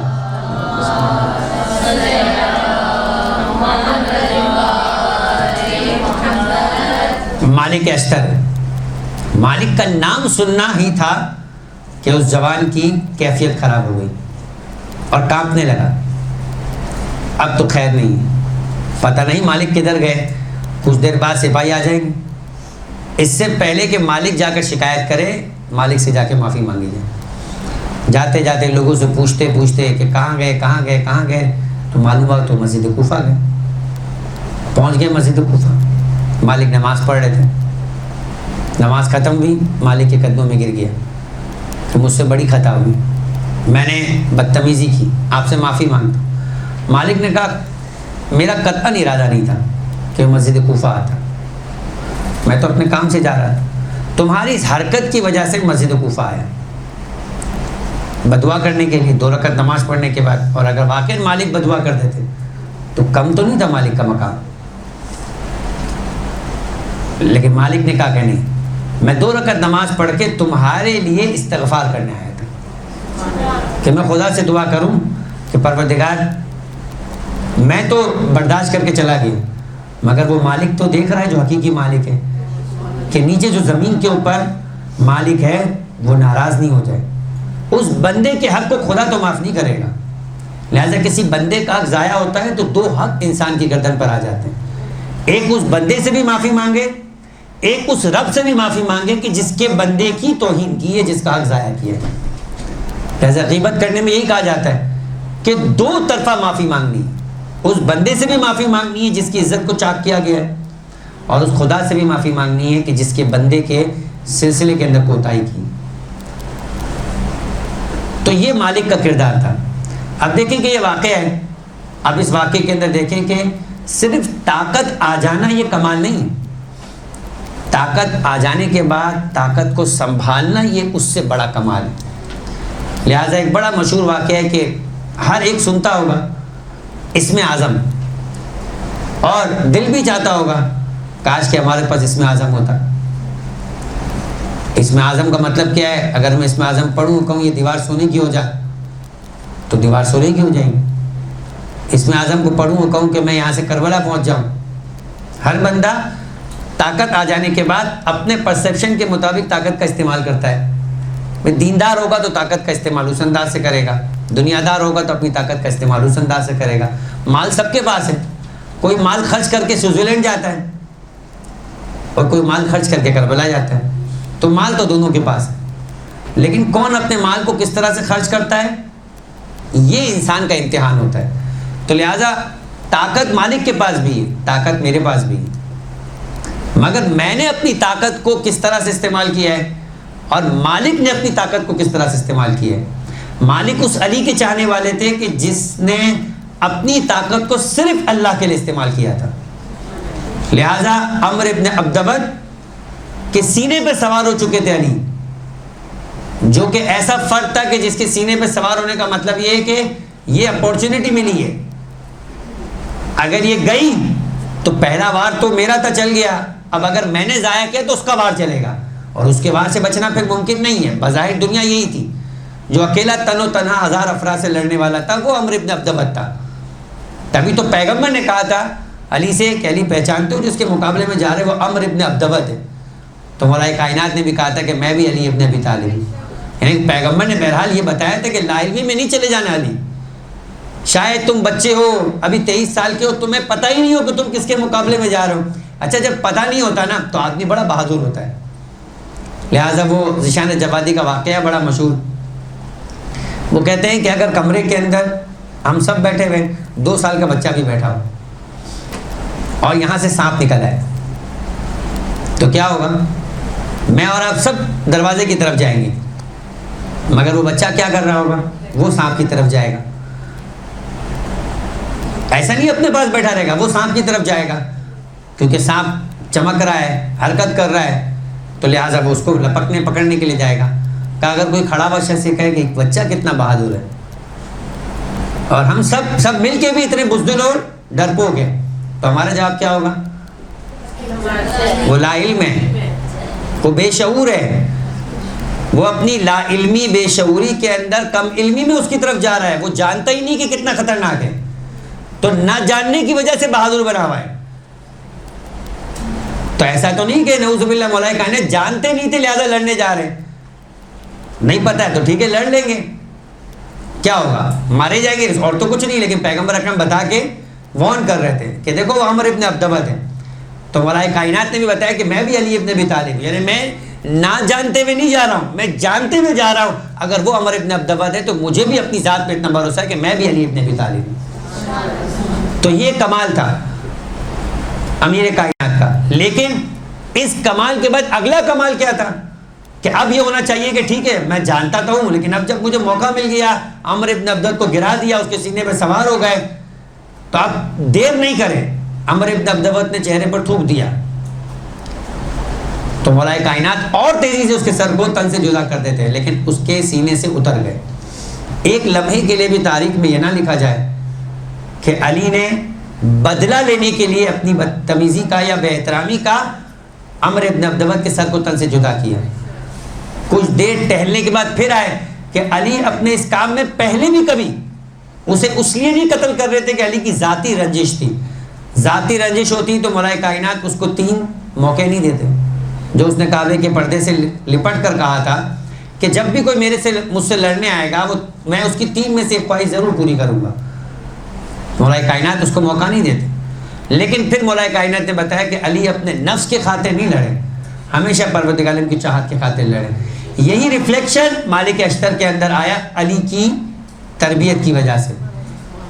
تو اسی بات کو مالک نے اس انداز سے جو ہے وہ پورا کیا، فرمایا کہ میں صرف تیری مغفرت کے لیے کہ خدا کی بارگاہ میں تیرے لیے معافی طلب کر سکوں میں مسجد کے اندر آیا، ورنہ میں نے تو تجھے معاف کر دیا تھا. یعنی میں نماز پڑھنے سے پہلے ہی تمہیں معاف کر چکا تھا، کیونکہ میں جانتا تھا کہ تم لا علم ہو، تم جوان ہو، تم جانتے نہیں کہ تم نے کس کے ساتھ کیا حرکت کی ہے، لہٰذا میں نے تمہیں معاف کیا، مگر میرا رب بھی تمہیں معاف کر دے. دیکھیں یہ واقعات کے اندر اس انداز سے جب آپ اس کو تجزیہ و تحلیل کریں گے، اسے کھولیں گے اور اس میں سے واقعے میں سے ٹاپک نکالیں گے، تو آپ ایک واقعے کے اندر سے کئی ونڈو کھولتے ہوئے نظر آئیں گے. اور جب ونڈو سے ونڈو کھلے گی تو آپ کے واقعات پوری ٹاپک کو آپ کو اس طرح سے کور کریں گے کہ آپ سامنے والے کو سسپینس بھی کریٹ کر رہے ہوں گے. ایک ہی واقعہ ہوگا جو آپ کی پوری گفتگو پہ اس طرح سے پھیلا ہوا ہوگا کہ اس واقعے میں سے کئی واقعات نکلیں گے اور وہ واقعہ پھر کبھی بھی آپ کا جو سننے والا ہے اس کو بھولے گا نہیں, اور اس واقعے کی وجہ سے اس کی زندگی کے اندر امپیکٹ بھی نظر آئے گا, اور نہ فقط امپیکٹ ہے بلکہ وہ باتوں کو یاد کرنا آسان ہو جائے گا. دیکھیں روایات کو, احادیث کو یاد کرنا اتنا آسان نہیں ہوتا, ٹھیک ہے, مشکل ہوتا ہے, لیکن واقعات کو یاد کرنا اس لیے آسان ہوتا ہے کیونکہ اس کے اندر اسے اپنی زندگی کا عکس نظر آ رہا ہوتا ہے. اپنی زندگی کے اندر بھی کچھ اخلاقی چیزیں, کچھ اخلاقی برائیاں اسے نظر آ رہی ہوتی ہے کہ میں ایسا نہیں ہوں, مجھے ایسا بننا ہے, یہ میرا آئیڈیل ورژن ہے. یا اگر کوئی چیز نظر آتی ہے تو انسان خوش ہوتا ہے کہ میں بھی مثال کے طور پہ اپنے اندر, اگرچہ کہ لوگ مجھے کہتے ہیں کہ اگر طاقت کا فائدہ کیا, اگر اس طاقت کو استعمال نہیں کرنا تو طاقت کا فائدہ کیا, لیکن ایک اور ورژن نظر آتا ہے کہ طاقت ہو کر اس کا استعمال فقط اللہ کی رضا کے لیے ہو تو اس کا فائدہ ہے, ورنہ طاقت کا کوئی فائدہ نہیں. یہ طاقت کیا ہے؟ جہالت ہے. یہ طاقت کیا ہے؟ ظلم ہے. لیکن وہ طاقت جو اللہ کی رضا کے لیے استعمال کی جائے اسے شجاعت کہتے ہیں. تو یہاں سے سمجھ میں آتا ہے کہ شجاعت اور چیز ہے اور جنگجو ہونا ایک اور چیز ہے. جنگجو آدمی کے سامنے جو کوئی آئے وہ اسے مار دیا کرتا ہے, اس کے سامنے کوئی اخلاقیات نہیں ہوا کرتی. ہم یہی کربلا کے واقعے میں دیکھتے ہیں, یہی اسی واقعے کے اندر عمر ابن عبدود کے, کہ امیر کائنات نے جب عمر ابن عبدود کو قتل کر دیا تو قتل کرنے کے بعد عربوں کی ایک سنت تھی, دو طرح کی. جو لاش ہے اس پر اپنے پورے غصے کو اتارا جائے, اس کی ناک کان کاٹ جو بھی ہوتا ہے اس کو کاٹ دیا جائے, ٹھیک ہے, یہ دکھایا جائے کہ دیکھو میں ایسا بھی کر سکتا ہوں, خوفناک طریقے سے ظلم کیا جائے. اور دوسرا طریقہ کار کیا ہے کہ اسی کا اندر ٹھیک ہے اتنا نہ کیا جائے لیکن اس کی لاش پر سے اس کے لباس, اس کی قیمتی چیزوں کو اور باقی چیزوں کو لایا جاؤ, کل کو دکھایا جاتا ہے کہ دیکھو یہ عمر ابن عبدود کی زرہ ہے, یہ عمر ابن عبدود کا ماما ہے, یہ عمر ابن عبدود کا فرض کریں کہ جو ہے وہ پٹکا ہے, یہ اس کی تلوار ہے. یہ دکھایا جاتا تھا. تو اتنا بڑا پہلوان زندگی بھر کے لیے جو چھوٹا سا شکار کرتا ہے اپنے گھر کے اندر, وہ ہرن لگا دیا کرتا ہے اور وہ چیتے کی کھال لگا دیا کرتا ہے دکھانے کے لیے کہ میں نے اس کا شکار کیا ہے. تو اتنا بڑا مثال کے طور پہلوان. مگر علی اتنے بے غرض تھے کہ سوائے اسے قتل کرنے کے بعد اس کے سر کو لا کر اللہ کے رسول کی خدمت میں پیش کرنے کے اس کی لاش کو ہاتھ تک نہ لگائے. پھر جب اس کی بہن آئی اپنے بھائی کی لاش پر تو ایک جملہ کہا کہ کس نے میرے بھائی کو قتل کیا, جو اتنا شریف تھا کہ اس نے قتل کرنے کے بعد لاش کے ساتھ ذرہ برابر بھی توہین نہ کی. اب میں اپنے بھائی کی لاش پر روں گی نہیں, فخر کروں گی کہ اس کو مارنے والا کوئی شریف تھا, کوئی علی تھا, ٹھیک ہے, یعنی کوئی عظیم آدمی تھا کہ جس نے میرے بھائی کو اس انداز, یعنی اس نے لاش کی رسپیکٹ کی. اب اگر کوئی دیکھے گا عمر ابن عبدود کو تو خوف کے عالم میں نہیں دیکھے گا, فخر کے عالم میں دیکھے گا کہ عمر ابن عبدود ایسا تھا کہ جو علی کے ہاتھوں مارا گیا تو واقعاً علی ہی تھے کہ جو مار سکتے تھے عمر ابن عبدود کو, اور کوئی عمر عبدود کا قاتل نہیں ہو سکتا تھا. تو یہ, لیکن اس کے مقابلے میں آپ کربلا دیکھتے ہیں, عمر ابن عبدود جتنا بھی عظیم تھا کافروں میں سے کافر تھا, لیکن فرزند رسول کون تھے؟ جو راکب دوش رسول تھے, جن کے لبوں کو اللہ کے رسول چومتے تھے, جس کے لیے اللہ کے رسول نے فرمایا کہ یہ جنت کے جوانوں کے سردار ہیں, جو کہ جنت کے پھولوں میں سے تھے. سارے مقامات کے باوجود مارنے والے مسلمان ہیں, اور مسلمان ہونے کے باوجود امام حسین علیہ السلام کی لاش کی اس انداز سے بے احترامی کی گئی کہ گویا لاش ایسے ہو گئی کہ شہزادی زینب نے جو جملہ کہا کہ کیا تو ہی میرا بھائی ہے, یعنی لاش اس قابل نہیں تھی کہ پہچانی جائے. تو اس سے سمجھ میں آتا ہے کہ یہ درندگی ہے. تو طاقت انسان کے پاس ہو مگر درندگی نہیں ہو, طاقت انسان کے پاس ہو کچھ اصولوں کے ساتھ, جو مولانا خود امام حسین کے بھی جملے تھے کہ اگر دیندار نہیں ہو تو کم سے کم اپنے دنیا میں آزاد بنو, کہ تمہارے پاس کچھ اصول تو ہو. لہٰذا ہمیں وہ بھی نظر آتا ہے کہ جب صفین کے موقع پر پانی کے گھاٹ کے اوپر قبضہ کر لیا حاکم شام کے سپاہیوں نے، اور مولا کائنات کے سپاہیوں کو پانی پینے نہیں دے رہے تھے. تو کیا کیا؟ امیر کائنات نے فرمایا کہ تم بھی آگے بڑھ کر حملہ کرو اور چھین لو پانی کا گھاٹ. اور پھر اس کے بعد علی کے سپاہیوں نے حملہ کیا اور پانی کا گھاٹ چھین لیا. اب ہونا کیا چاہیے؟ آواز تو آئی لشکر میں. اب ہم دیکھتے ہیں کہ تم میں سے کون پانی پیتا ہے. لیکن وہی مولا کائنات کا اصول تربیت کہ طاقت اپنے حق کو لینے کے لیے ضرور استعمال ہو، مگر ایسے حق کو جس کے اندر دیگر لوگ بھی شریک ہو، ان کے حق کو پامال کرنے کے لیے نہیں. لہذا پانی ہے، اس میں تمام انسان اور تمام مخلوقات خدا برابر کے شریک ہے اس کو پینے کے اعتبار سے. گھاٹ کو چھوڑ دو اور وہ بھی پینا چاہے تو پی لے، تاکہ معلوم ہو کہ علی والے اپنی طاقت کو خدا کے لیے استعمال کرتے ہیں، خدا کے بندوں پہ ظلم کرنے کے لیے استعمال نہیں کرتے. تو یہی مالک کا پیغام تھا. تو جب آپ واقعات میں سے اس طرح سے پیغامات نکالیں گے تو اس پیغام سے آپ کو دیگر واقعات کو ڈھونڈنے میں آسانی ہو جائے گی کہ آپ کے نزدیک پیغام واضح ہو جائے گا. تو آپ دیکھیں گے کہ اس واقعے کے ساتھ اور کون سے واقعات کو آپ ریلیٹ کر سکتے ہیں. تو آپ مزید واقعات کو لا کے اپنے پیغام کو اور زیادہ انفسائز اور عمیق اور گہرے طریقے سے سامنے والے کے ذہن میں اتار پائیں گے کہ آج وہ ایک پیغام لے کے جائے کہ کبھی بھی طاقت کا مطلب یہ نہیں ہوتا، کبھی بھی قوت کا مطلب یہ نہیں ہوتا کہ انسان اپنی طاقت اور قوت کے ذریعے سے جو چاہے کرے اور جیسے چاہے اس کو استعمال کرے. قوت و طاقت ہمیشہ انسان کو پروردگار عالم اگر عطا کرے تو دعا کرے کہ پروردگار اگر قوت و طاقت دے تو اس کو استعمال کے لیے حکمت بھی عطا کر. اگر حکمت عطا نہیں ہوگی تو وہ طاقت ایک منہ زور قسم کا حیوانی درندہ ہوگا جو آپ کے کنٹرول سے نکل جائے گا. پھر چاہے وہ پیسہ ہو، پھر وہ چاہے انسانی جسم کی جان ہو، چاہے پھر وہ علم ہو. علم بھی طاقت ہے، لیکن اگر اس علم کے ساتھ انسان کے اندر فرض کرے کہ تواضع نہیں ہو، انکساری نہیں ہو، تو انسان اپنے علم کے ذریعے سے بھی لوگوں کے اوپر برتری اور تکبر دکھایا کرتا ہے. فرمایا کہ علماء کے لیے دو چیزیں سب سے زیادہ خطرناک ہیں.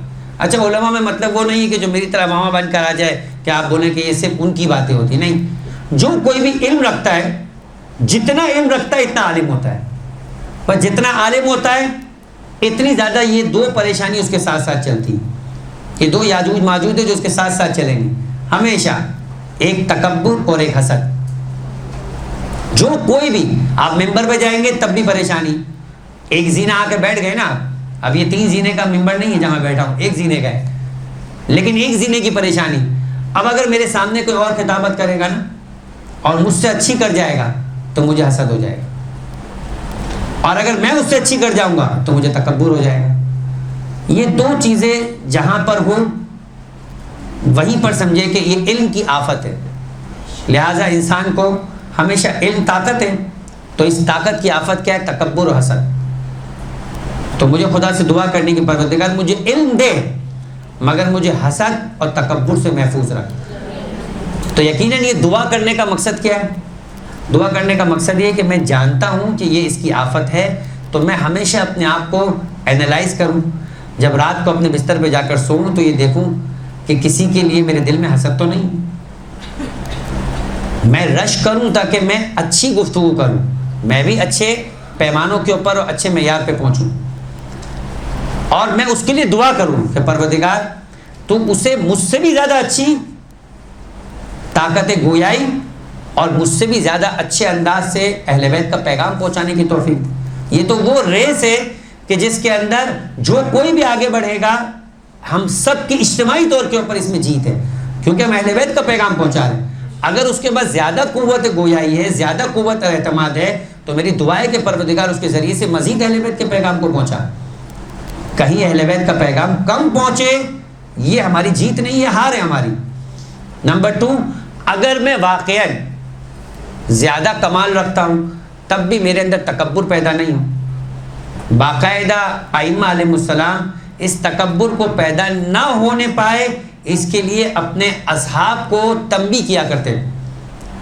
لہذا نام ہے باقاعدہ غالباً مسلم جو جس طرح سے زرارہ ابن آیون ہے، اسی طرح امام چھٹے امام کے دور کے اندر ایک بہت بڑے محمد ابن مسلم یا کوئی صحابی تھے، وہ باقاعدہ کوفے میں جا کر مزدوری کیا کرتے تھے، پیسے والے تھے. کیوں مزدوری کرتے تھے؟ مزدوری کرنے کی وجہ سے میرے اندر اس بات کا احساس پیدا ہو کہ میں کوئی مالدار ہو گیا ہوں تو کوئی بہت زیادہ جو ہے وہ صاحب حیثیت نہیں، میری اپنی شخصیت تواضع کے اندر رہے، میں کنٹرول میں نظر آؤں، میں اپنے پیسے کی وجہ سے جو ہے وہ کسی کے ساتھ زیادتی کرتا ہوا نظر نہ ہوں. جیسے میں آپ کے سامنے واقعہ پیش کروں، بڑا اہم واقعہ ہے اور چونکہ ان مناسبتوں سے بھی بڑا قریب ہے کہ شیخ عباس قمی نے بھی اس واقعے کو آداب زیارت کے اندر نقل کیا ہے.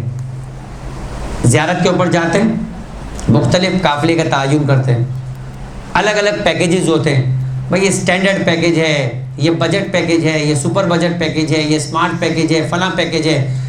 یہ پیکیجز اوپر چلتے ہیں، لیکن اس کے اندر ایک برائی بھی آتی ہے کہ جو جتنے افورڈ کرتا ہے، ٹھیک ہے اچھی بات ہے، خدا نے انسان کو پیسہ دیا ہے زیادہ بہتر انداز سے زیارت کر سکے، تکلیفیں برداشت کرنا اپنی جگہ کے اوپر انسان کی عبادت کو اور زیادہ اہم اور مہم بنا دیا کرتا ہے. ثواب کا افضل ہوا احمد ہوا، جتنی زحمت والی عبادت ہوگی اتنا بڑا درجہ ہوگا. لیکن ہر فرد کی زحمت اپنے انداز کی، ایسی زحمت بھی نہ ہو کہ آپ عبادت ہی نہیں کر سکیں. تبھی تو شریعت آپ کو کہہ رہی ہے کہ آپ اگر واقعاً کھڑے ہو کر نماز نہیں پڑھ سکتے تو آپ بیٹھ کے نماز پڑھیں. یہ تو نہیں آپ کو کہا بھائی افضل ہوا احمد ہوا، آپ نے کھڑے ہو کر پڑھنی ہے چاہے آپ کے مورے ادھر ادھر ہو جائے. کیا ہوگا آخر میں؟ جلدی مر جائیں گے. نہیں، شریعت کہتی نہیں. ہر بندے کو لا یکلف اللہ نفسا الا وسعها، جتنی تکلیف آپ برداشت کر سکتے ہیں اتنی تکلیف آپ کو لینی ہے. عبادت آپ کے ہاتھ سے چھوٹے نہیں. لہٰذا ٹھیک ہے، میں یہ دیکھ رہا ہوں کہ میں نہیں چل سکتا تو اس پیکیج میں لینے کی وجہ سے قریب رکوں گا تو کم سے کم حرم جا پاؤں گا. دور رکوں گا تو حرم ہی نہیں جا پاؤں گا، ٹھیک ہے. لیکن اس کے بعد جو دوسرا مومن تکلیف کے اندر ہے اس کا احساس کتنا ہمارے دل کے اندر ہے. لہٰذا علی ابن یقین کا واقعہ شیخ عباس قمی نے زیارت کے آداب میں اسی لیے رکھا کہ جب آپ زیارت پر جا رہے ہو تو آپ کو دوسرے مومن کا احساس ہونا چاہیے. اگر وہ تکلیف میں ہے، آپ سپورٹ کر سکتے ہیں تو آپ کو یہ نہیں دیکھنا کہ خدا نے آپ کو پیسہ دیا ہے، ٹھیک ہے غریب آدمی ہے تو زحمت برداشت کرے، کیوں ایسا پیکیج میں آیا ہے. نہیں، وہ وہی پیکیج افورڈ کر سکتا تھا. آپ کیا کر سکتے ہیں اس کے لیے؟ اگر کئی مثال کے طور پہ آپ اس کو یہ مدد دے سکتے ہیں کہ وہ حرم سے واپسی کے اندر آپ دیکھیں کہ آپ کے پاس آ کر پانی پی کے سستا کر بیٹھ کے جا سکتا ہے تھوڑی ہمت لے کر، تو آپ کو یہ سپورٹ کرنی. لہذا امام نے کہا تھا اسے، جب سارے افراد امام کے سامنے بیٹھے تھے، کہا کہ کیا ہو گیا ہے تم لوگوں کو؟ بہت سخت الفاظ امام کہ تم لوگوں نے اس بات کا ارادہ کر لیا کہ تم ہم لوگوں کی توہین کرو. یعنی چھٹے امام فرما رہے ہیں کہ تم محبان اہل بیت نے یہ طے کر لیا ہے کہ تم امام صادق علیہ السلام کی توہین کرو. پلٹ کر ایک مرد خراسان تک کہنے لگا فرزند رسول ہم سوچ نہیں سکتے، آپ کہہ رہے کہ ہم نے ارادہ طے کر لیا. امام نے فرمایا تو بھی انہی لوگوں میں. اگر وہ کھڑے ہو کر نہیں پوچھتا تو امام اس کو پوائنٹ آؤٹ نہیں کرتے، لیکن آپ اس نے کھڑے ہو کر بولا. امام نے فرمایا کہ تو بھی انہی لوگوں میں. بھول گیا کہ تو سواری پہ سوار تھا اور ہمارا ایک چاہنے والا پیدل چل کے آ رہا تھا، تھک گیا تھا، اس نے تجھے ہاتھ دیا کہ کچھ دیر کے لیے اگر مجھے اپنی سواری پہ سوار کر لے تو میں تھوڑا سستا لوں گا، آگے جا کے اتر کے پھر میں تو چل ہی پیدل رہا ہوں، لیکن ابھی مجھ میں چلنے کی ہمت ختم ہو گئی. مگر تم نے اس کی بات پر توجہ ہی نہیں کی کیونکہ تم اسے اہم ہی نہیں سمجھتے تھے. تمہاری نگاہ کے اندر وہ حقیر تھا، تمہاری نگاہ کے اندر وہ کمتر تھا. تم نے اس کی توہین نہیں کی ہے، تم نے ہماری توہین کی ہے. اسے تم نے جواب نہیں دیا یہ سوچ کر کہ وہ کمتر ہے، تم نے اسے نہیں ہمیں جواب نہیں دیا یہ سوچ کے کہ نعوذ باللہ ہم کمتر ہیں. تو اگر چاہنے والے کی توہین ہو تو امام اسے اپنی توہین سمجھتے ہیں.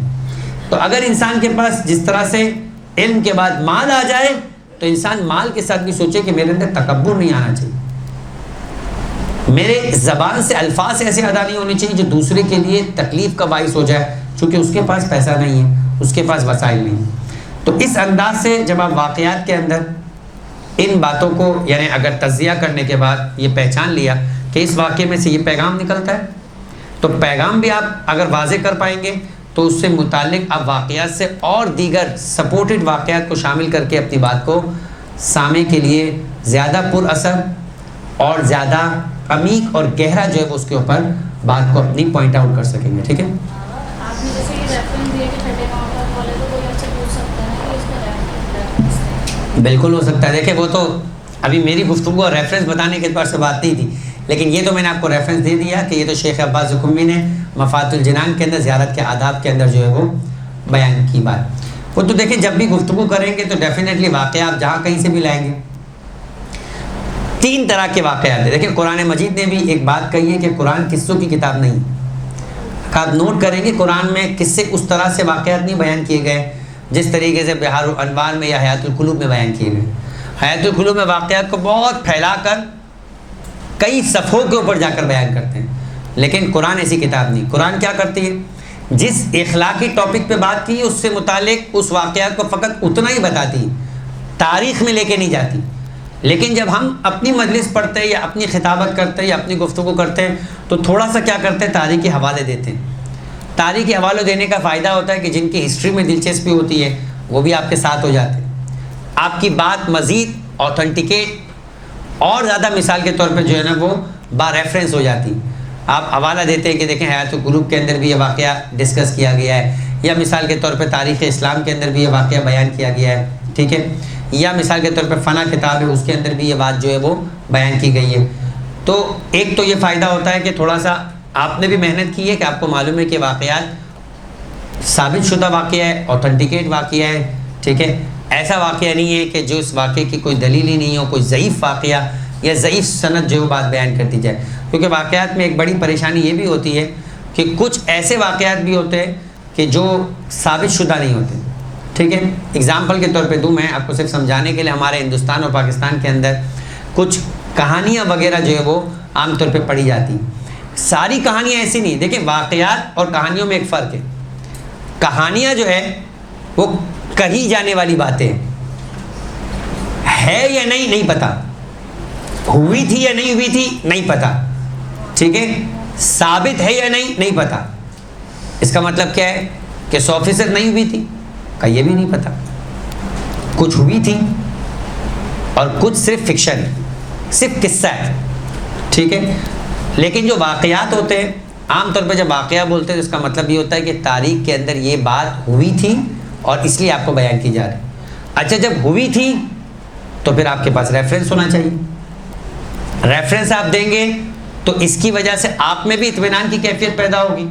جب مجھے اعتماد ہوتا ہے تو میری بات کرنے کا انداز کچھ اور ہوتا ہے. وہ جو کہتے ہیں ہم سینہ ٹھوک کر بیان کریں گے، اور بعد میں کوئی پوچھے گا تو اسے باقاعدہ کتاب کا حوالہ بھی دیں گے اور وہ جا کے کتاب میں دیکھ لیں.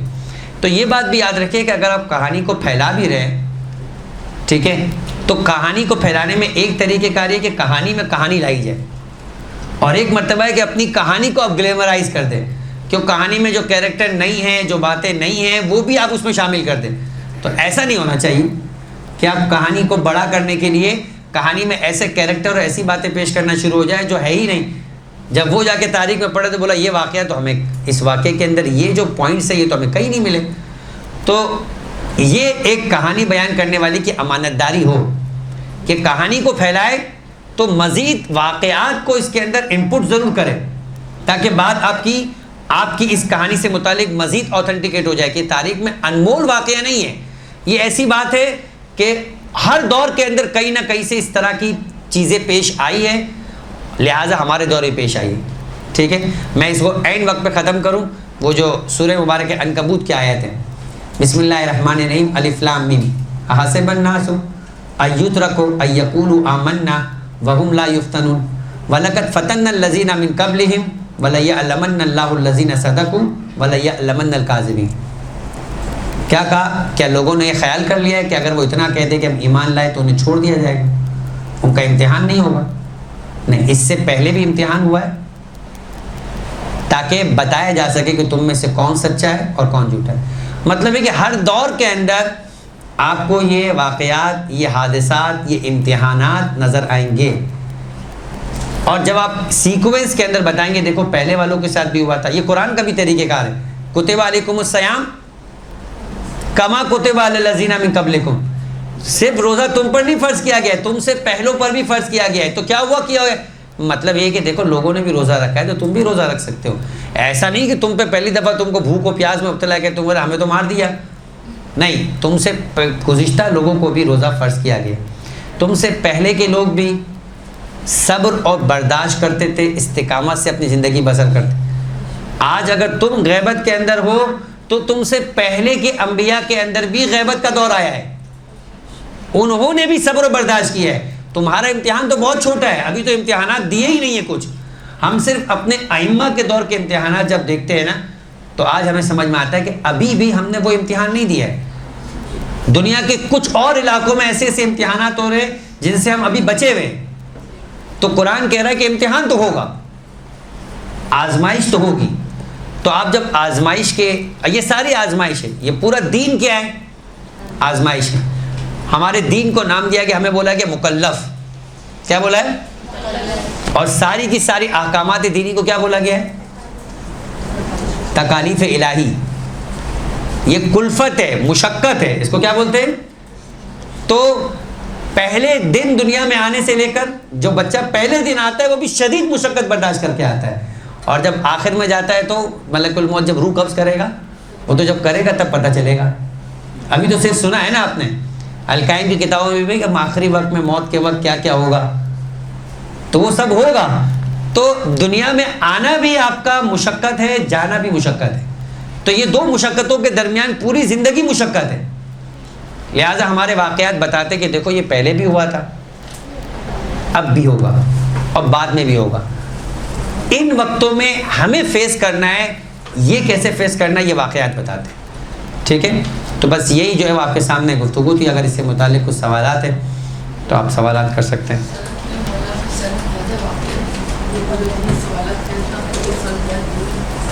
ہاں، چونکہ باقی دو سوالات کا مجھ سے مقصد نہیں تھا اس لیے میں نے بتایا نہیں، لیکن دیکھیں یہ واقعہ سنانے کا ہوتا ہے کہ آدمی اتنی توجہ سے سن رہا ہوتا ہے کہ وہ دو باتیں بھی ہیں، باقی ساری باتیں اپنی جگہ جو آپ نے بتائی مگر دو نہیں بتائی، یہ ضرور پتہ ہو۔ لیکن باقی دو سوالات سے واقعات مکمل کرنے کے لیے بات کرتے ہیں۔ وہ امام حسین کا واقعہ تھا، فرمایا تھا کہ سب سے زیادہ بہترین چیز انسان کے لیے کیا ہے؟ فرمایا علم جس کے ساتھ علم ہو۔ پھر امام نے سوال کیا اچھا یہ نہ ہو تو سیکنڈ نمبر کے اوپر اگر ایک آدمی نہیں ہے، علم ہی نہیں، جاہل آدمی ہو تو اگلا مرحلہ کیا ہے؟ فرمایا مال جس کے ساتھ مروت ہو، مال جس کے ساتھ مروت ہو، انسانیت ہو، کا یہ بھی نہیں ہو۔ اب ایسا بیچارہ پیدل آدمی ہے کہ جہاں علم ہے نہ مال ہے، ہم جیسا ہے، تو اب کیا ہوگا؟ کا فقر ہو جس کے ساتھ صبر ہو، ٹھیک ہے؟ اب آگے کا بیان اور اچھا ہے، فقر و صبر۔ امام نے اس کو مزید یہ بھی نہ ہو تو اس نے کہا آسمان سے بجلی گرے اور اس کو جلا دے، پھر اس کا اس دنیا کے اندر کوئی بہتری نہیں ہے، یعنی اب اس کے لیے کوئی بہتری نہیں ہے۔ علم کے ساتھ علم، مال کے ساتھ مروت یا فقر کے ساتھ صبر، اگر پھر نہیں ہے تو پھر اس کا اس دنیا کے اندر بہتر تو کچھ بھی نہیں ہو سکتا۔ پھر بہتر ہے کہ انسان اللہ سے دعا کرے کہ مجھے اٹھا لے، ٹھیک ہے؟ تو بہرحال یہ جو ہے امام نے خوش ہو کر ایک مرتبہ اس کو 1000 دینار بھی دیے، اپنی ایک انگوٹھی بھی دی، یعنی اسے کہا کہ یہ تو ہے تیری، کہ چونکہ تین نے جوابات دیے، مزید تیرے لیے میری جانب سے تحفہ ہے جو تیرے لیے، یہ تو جا کے دے دے گا جس کا تو ضامن بنا ہے، مگر میری جانب سے یہ کہ چونکہ تو نے 3 جوابات دینے کی ہمت بھی کی اور بہترین جوابات دیے، یہ مزید تحفہ جو ہے وہ میری جانب سے لیتے ہوئے جا۔ درود پڑھے محمد والے۔